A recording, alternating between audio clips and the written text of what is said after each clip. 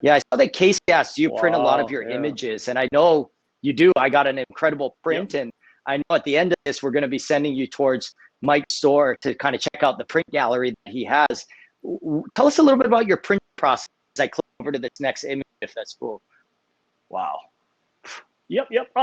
Yeah, I've enjoyed printing. I've been printing ever since college. And I had a really good instructor kind of going through color management and did a lot of testing of papers and different tones. And I don't know, there's something about holding a physical print. Like we mentioned earlier, like before we started the show, like just having a magazine. I never held a surf magazine in my hands for like almost a couple of years, it felt like, and I got the Surfer's Journal, and just to be able to hold it and flip through, and there's something tangible. I don't know, just sometimes when you look on your screen, whether it's your laptop or your phone or your tablet or your whatever device, it loses a bit of intimacy, and to be able to like tangibly feel the weight of the paper, and you know, and you I don't know, in a sense, like it's a little different. You upload on Instagram and it does that and it goes to whatever, and you just kind of like, I don't know, but you like find a dive location, get all your dive gear, go and get the shot, come home, edit the photo, love it how you like it, go and print it, and then it comes out and you sign, sign the print, you sign your name, and it's like you give this little final kiss, and it's like, this is my finished, I did the entire process, and here it, or I don't know, and to be able to give a gift as a print to somebody, there's just nothing like it. Absolutely. And I don't know, it's that tangible. Yeah, it's that tangible that I like. Yeah, and this is with the 500. This this would have been on manual focus. I would have kind of seen an area where there's a lot of wave action and pre-focused and handheld the 500 with the 1.4. My guess is 1500th of a second, f8, ISO 400. Yeah. Holy sh! I mean, that takes patience. Again, I mean, I feel like with a lot of your shark photography and what you're doing, there's a lot of patience. There's a lot of waiting for that perfect moment and doing it. And my dad always goes, famous line is shoot loose, edit tight. You probably shot a ton in the day, and then that's what we're seeing here, and that's what's the beauty of photography and the emotions that this type of an image is able to evoke, that you're able to do it. I just love that you're hand holding the 500 bike. It's just insane. Yeah, thank you. Yeah. No, and John absolutely nailed it. I really like, if there's one takeaway, one thing that I could tell other photographers, luck favors the prepared. It really does. Luck favors the prepared. It's being there, being in that moment, this was a rainy afternoon, and I could have been, it's rainy, I'm not going to do this. I'm going to go do something. You just got to put the time in, and just the universe rewards you. It's absolutely incredible how that works, but it does. I'm an absolute firm believer of that. Yeah, luck favors the prepared. I love it. This is shot in Hawaii, I believe, right along the north coast somewhere. Yep, it is. Yep. Holy cow! That's Aquatech housing. This is that's the Aquatech housing. And this is a resident great hammerhead in the Bahamas.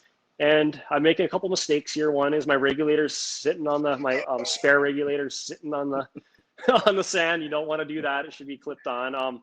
Secondly, I've got a 50 millimeter in there, but I'm not using it because I've got to be through the viewfinder, focusing and all that. So I've got a GoPro on there, so I'm probably shooting GoPro video is my guess.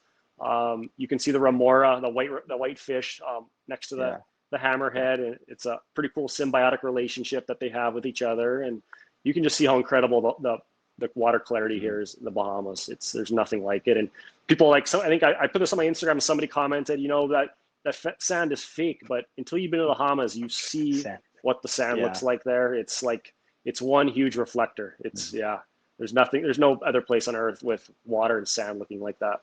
Wow. Someone was asking how deep the housings are rated for the Aquatech. How deep are you in this photo, and then we'll kind of tackle that a little bit. Yep. So I'm about 25 feet right here, deep. And I think the Aquatech's rated about 33 feet. I know they don't probably recommend this, but I've taken mine down to about 70 feet. The main thing is you don't want to push buttons on the back plate. Only the trigger. You don't want to do any setting, push anything but the trigger. That's it. And I've taken it pretty deep and not really had any problems, but that you are kind of pushing it, and I wouldn't recommend that. Unless you want a really expensive paperweight. Yeah, I've done about 60, and you hear them kind of creaking. They're not too happy at that point. Wouldn't recommend full immersion for a long time at that point, but I've done a few little dives where I've done it. So I think that, okay, I think use your own discretion. on that as you kind of feel and do. But Mm-hmm. yeah, I think they rated at a certain, and you could take it a little bit deeper than what they're rated for, and that's more of the safety of that. But Yeah. holy cow, I mean, just in these. Yeah, they're rated for one fathom, 33 feet. Yeah. Right. Yeah, and this is a GoPro, and I love this series that you did with these. You know, that POV style. Yeah, this is Yeah. This is a tail mount. It's on the half-second timer mode, and it's a little difficult backside tube riding with the camera because you want to touch the face with your inside arm, kind of stall and even like drag your butt and things like that. But everything goes into the camera if you do that. So you've got to be really clean. You can't do any stalling. You can't do anything. You've basically, like, I'll try to find a wave that you're kind of take off deep, because the soft top, the reason I use it is two reasons. One, it's easy to put the pole camera mount on the tail, just drill it in, whereas a surfboard is a lot more difficult. And secondly, my prosthetic, the carbon fiber, that red part, it's called a socket. And if I had a surfboard doing this, it would ding the surfboard like crazy. Whereas the soft top, it sort of just digs into that foam, and it's no problem and doesn't hurt the foam, and it almost is kind of a comfortable little rest for my leg. So I'll try to find the soft top goes really fast. Actually, it holds a line and goes really fast. So I'll try to take off a little deeper than I think I can, and just try to scoop in and backdoor a section. And before I take off, I have to push the button, and it starts taking every 2 pictures a second. And sometimes I use a leash, but most often I don't. And I've lost a prosthetic trying to do this. Oh, shoot. And it was and I've gotten pretty pounded, and did try to do this at Cloud Break, and I face planted the reef. I got sucked over, and that ended that trip. And yeah, it's a bit sketchy, but it's really fun. And it's weird because some of the best ones that you think are the most incredible shots come out absolutely junk and absolutely crap, and the ones that are kind of meteor, this are the good images. Yeah. It's funny how it works like that. Yeah. Yeah. It's beautiful. I can just imagine the smile on your face on the other side of the cat, right? Like coming out through this. It looks like really such fun. a perfect day with no clouds and just beautiful. So it's fun to do this. Yeah. We had a question of, just real quick as we kind of go into this one, of the camera firing off, because the CMT housing does. Actually with like the Aquatech one, we are using a mechanical button. So the button is actually not being depressed. It's a electronic button, my bad. So it's an electronic button that's being pushed. So there's not the pressure pushing the buttons to be firing off. With an older housing, different brand, I was seeing that when you dive like 15, 20 feet, it would start firing off like crazy, throw off your focus and everything. So I haven't experienced that with Aquatech, and I don't know if you have, Mike, but I believe it's more the manufacturing and the style of it. And I think it's more of a rubber socket being depressed and compressed as it goes deeper from the pressure. So that's what would be my take on that. Yeah. This is a big fish. I love Aquatech. And this is with the GoPro, and this, how I mentioned, I took that trip to Guadalupe, and I brought the Hero second camera. I won it. There was a Live Like Cyan contest, and one of my photos, I got a GoPro as a gift, and it became like this, almost like, just, I don't know, it was really fun. I just was able to get good shots, and I think it was because it was my good friend Cyan. He passed away, and it was like this, I don't know, his just gift to me or something. And this is with that camera, and this was one of the first shark photos I ever took, my very first day underwater with your great white. And again, this is Guadalupe, Mexico, and you can see how clear the water is. It's next level. I think it's over 100-foot visibility. Yeah. Oh, that must be scary. And it's an illusion too, because you go underwater there. Oh yeah. No, it's really cool. And sometimes, like, I get so wrapped up in the photography and settings and all this. Like, I'm really trying to work on it, is to, for half an hour or so, just put away the camera and just enjoy what white sharks do, how they swim, because it's peaceful, magical, it's outerworldly.